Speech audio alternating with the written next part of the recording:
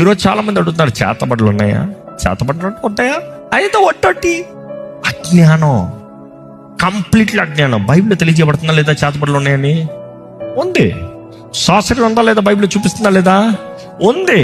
ఇశ్రాయేలుకి దేవుడు చెప్పలేదా, ఎవడు సాసరి చేసేవాడిని ఉంచకూడదురా బాబు, సాసరి చేసేవాడు అంటే చంపేయండి, సాసరస్ని చంపేయండి చెప్పాడా లేదా?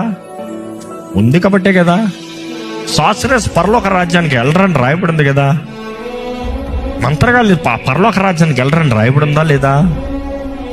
చాలా మంది అడుగుతారు, వాటికి పవర్ ఉంటాయా? అసలు ఇప్పుడు చదివిన దాంట్లో ఏంటి?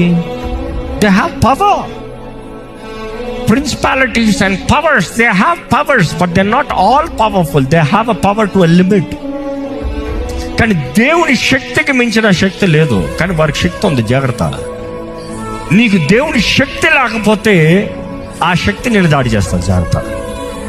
కొంతమంది అడుగుతారు, ఈ చేతబడులు నా మీద పనిచేస్తే ఆ శక్తి ఉందా? దేవుని కలిగిన నీవైతే, దేవుని వెలుగులో ఉండే నీవైతే, క్రీస్తు రక్తంలో ముద్రించబడిన నీవైతే, పరిశుద్ధాత్మని కలిగిన నీవైతే, నీ మీద ఏ చేతబడి పనిచేయదు.